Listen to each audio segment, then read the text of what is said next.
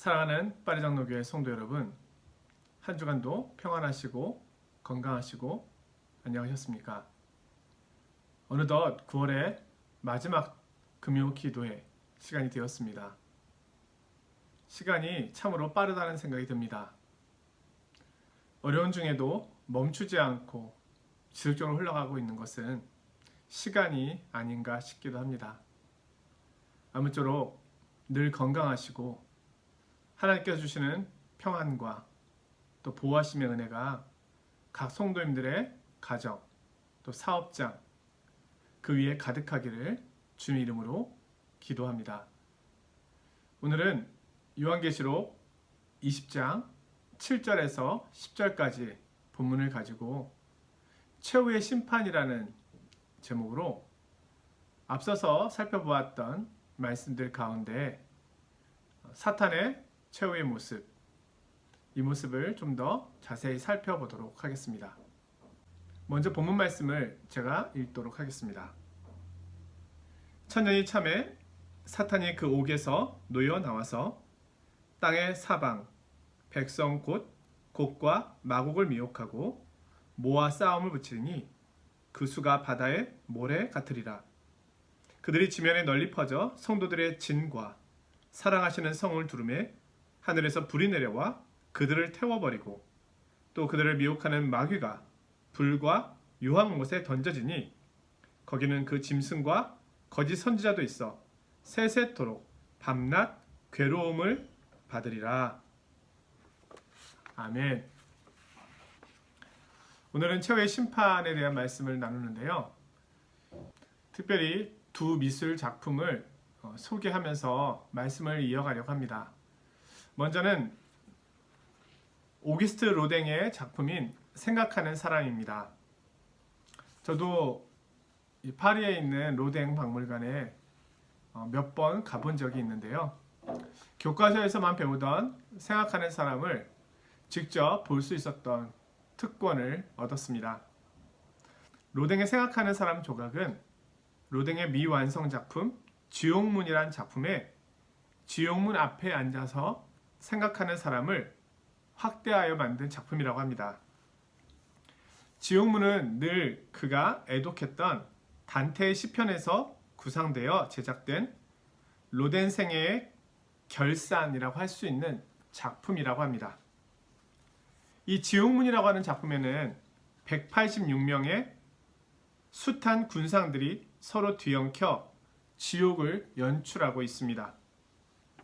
근데 그 가운데 생각하는 사람이 로댕이 가장 애정을 가지고 있었던 작품입니다. 그가 이 작품을 얼마나 아꼈던지 그가 죽을 당시 자신이 죽으면 생각하는 사람을 무덤 앞에 세워달라고 유언하였고 실제로 그의 장례는 생각하는 사람을 앞세워 연구차가 지나갔다고 합니다. 그는 왜 생각하는 사람을 자신의 죽음의 동반자로 택하였을까요? 말할 것도 없이 자신의 생애의 거의 전부를 하나님께 영광 돌려드리는 데 사용하지 못하고 자신의 욕망과 본능에 의하여 육신을 소모하였다는 것에 대한 죄책감 그리고 인생 허무에 대한 깊은 명상을 구한 것이라고 합니다. 생각하는 사람의 모습 중 탁월한 구상은 턱을 괴고 있는 오른손의 모습인데요. 보통 사람이 턱을 괴는 것과는 다르게 손등으로 턱을 괴고 있고 그 또한 손가락은 자신의 가슴을 가리키고 있습니다. 결국 로댕이 생각하는 사람은 무엇을 생각할 것인가?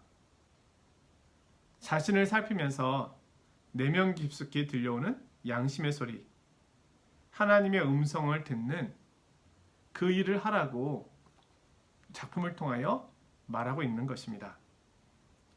천국과 지옥을 가르는 일생일대의 결단이 우리 앞에 있는데 과연 우리는 어떻게 살아야 할 것인지 생각해 보라는 것이죠. 물론 제가 지금 드리고 있는 이 내용들은 제가 생각해낸 것은 아니고 이 작품에 대한 소개를 본 것입니다. 두 번째 소개할 작품은 최후의 심판이라고 하는 미켈란젤로의 작품입니다. 저도 로마에 가서 이 작품을 본 기억이 나는데요. 미켈란젤로가 이 작품을 만들 당시는 천지창조를 그리던 때와는 달리 종교개혁으로 전 기독교계가 몸살을 앓고 있었던 시대라고 합니다. 60세가 된 미켈란젤로, 그가 이 작품을 그리는데 중앙에는 그리스도와 마리아, 그리고 영생과 영원한 형벌 사이에서 나눠지는 인간 형상의 온갖 표정과 몸짓을 다양한 파노라마 형식으로 그림으로써 심판 때의 모습을 보여주고 있습니다. 그 중에서 주목해 봐야 될 그림의 부분은 사도 바돌로메의 모습이라고 합니다. 그리스도의 오른쪽 아랫부분에 그 그림이 그려져 있는데요.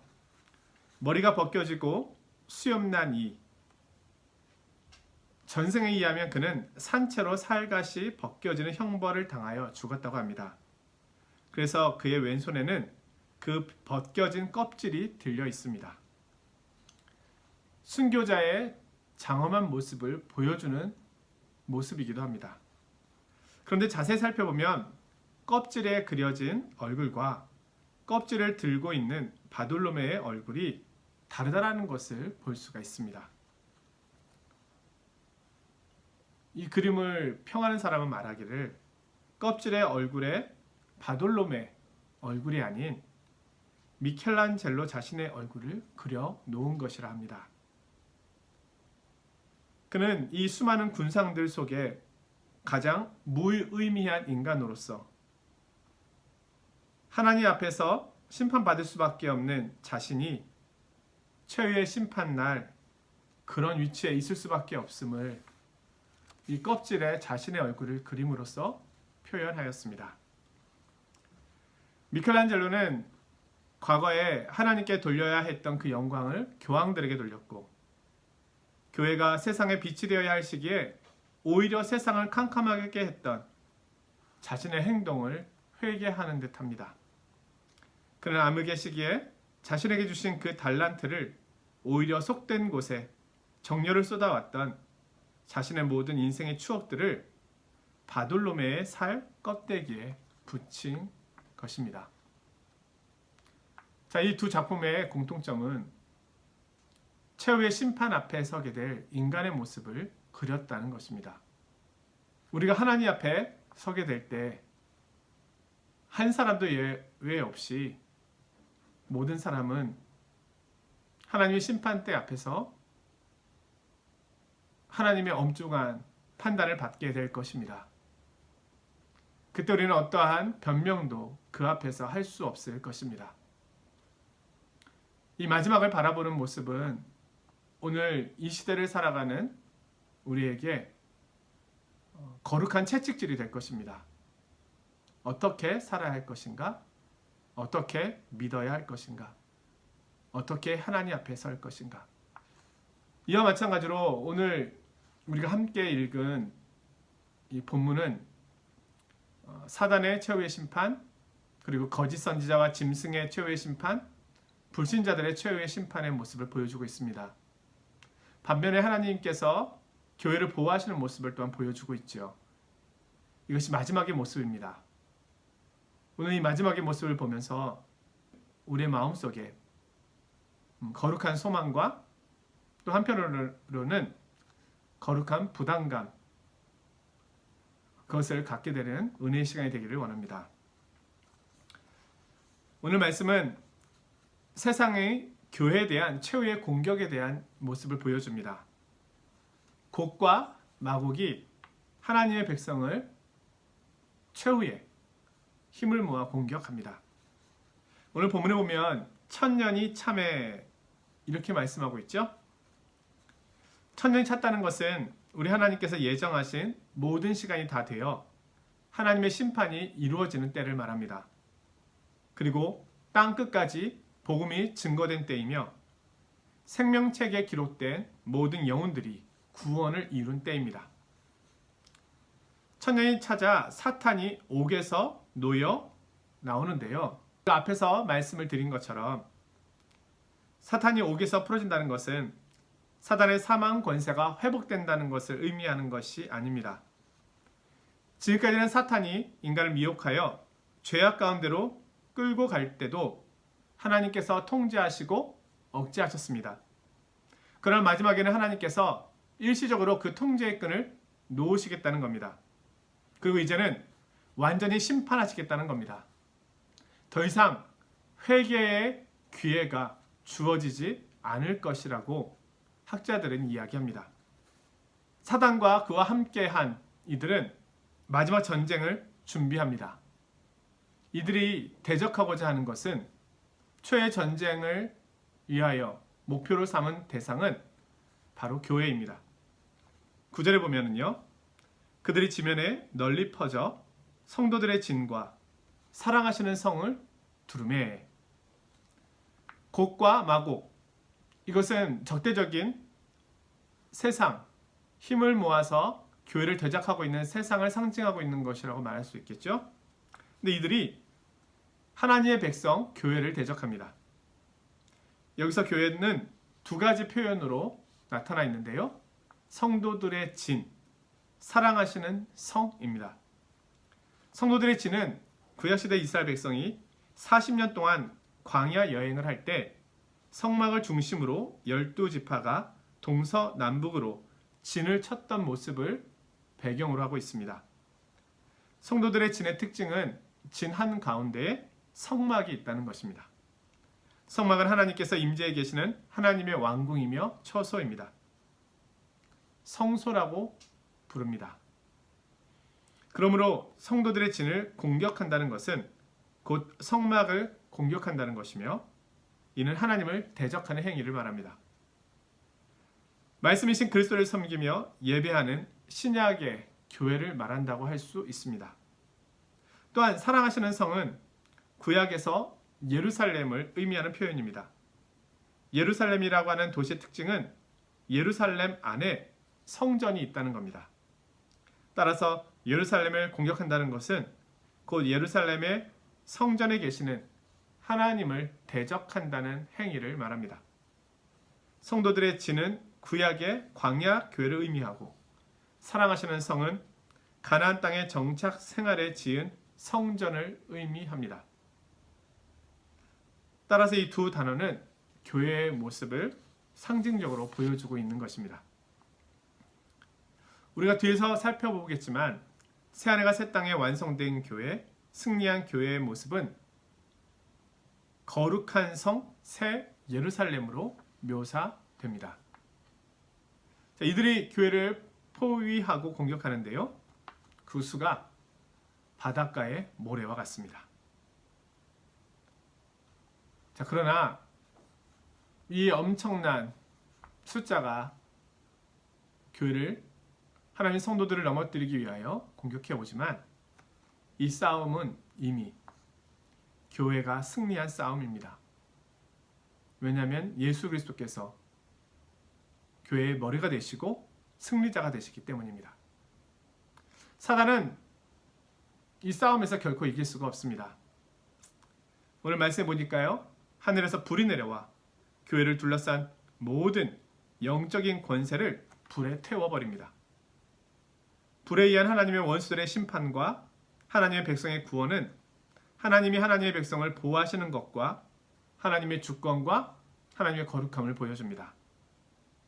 그리고 끝내 사탄이 불못에 던져집니다. 만국을 미혹해 하여 하나님의 백성을 공격하게 했던 마귀는 불과 유황못에 던져져 영원한 고통을 받게 됩니다. 이 불과 유황못에 던져지는 이들이 또 있는데요. 사탄의 하수인 노릇을 했던 짐승과 거짓 선지자, 또한 사탄과 짐승들을 따랐던 불신자들, 즉 생명책에 이름이 기록되지 못한 자들도 함께 들어갑니다. 우리 앞에서 살펴본 로댕의 지옥문, 그리고 미켈란젤로의 최후의 심판, 바로 이런 말씀을 근거로 해서 그린 작품이겠죠. 이 종말론적 전쟁의 결과 악의 세력은 영원히 심판을 받게 됩니다. 우리는 악의 기원에 대해서는 완전히 알지는 못합니다. 하지만 악의 심판에 대해서는 완전히 알고 있습니다. 모든 악의 세력은 영원히 불못에 던져질 것입니다. 사탄의 타락과 그에 대한 인간의 죄악으로 인하여 무너지고 망가졌던 이 하나님의 세상, 하나님께서 죄와 악을 완전히 심판하시고 이제는 완전히 새롭게 하시는 것입니다. 그리고 이 힘들고 어려운 이 삶의 자리 속에서도 하나님의 말씀을 지키며 인내로서 달려온 하나님의 자녀들을 하나님께서 완전히 그의 품에 안으시고 영원한 안식과 영원한 기쁨과 영원한 쉼과 영원한 승리를 주신다는 약속입니다. 사랑하는 성도 여러분, 세상이 여러 모양으로 난리와 난리의 소문이 채워질수록 하나님 나라에 대한 소망은 더욱 커집니다. 이것은 세상으로부터의 도피가 아니라 이 소망은 이 세상을 살아갈 수 있는 이유와 인내를 우리에게 허락합니다. 미국에서는 코로나19 바이러스로 인하여 20만 명 이상이 죽음을 맞았다라고 통계가 나왔습니다. 영국에서는 더 이상 확진되는 코로나19 바이러스를 막기 위하여 더 엄격한 조치를 취하겠다고 발표하였습니다. 프랑스에서는 하루 10,000명이 넘는 확진자가 지속적으로 발생하고 있고요. 우리 주변 가까이 또 찾아와 있습니다. 힘들고 어려운 때를 살아가고 있는 우리에게 마지막에 하나님의 심판대 앞에 어떤 모습으로 서게 될 것인가는 우리에게 새로운 소망을 분명 줄 것입니다. 불의를 행한 자는 심판의 부활로, 하나님 앞에 선을 행하며 믿음을 지킨 자는 생명의 부활로 나올 것입니다.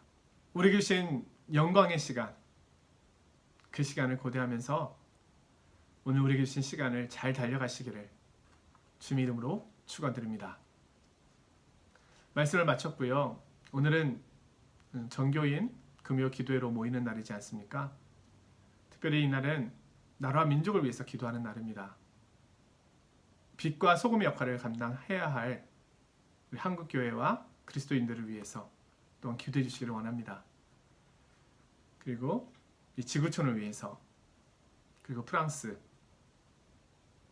하나님께서 이 종교개혁의 땅, 이곳에 다시금 복음의 불길이 타오를 수 있도록 우리 주변에 있는 연약한 지체들을 위해서도 함께 기도하는 시간이 되기를 원합니다. 한 주간도 평안하시고 건강하시고 안녕히 계십시오.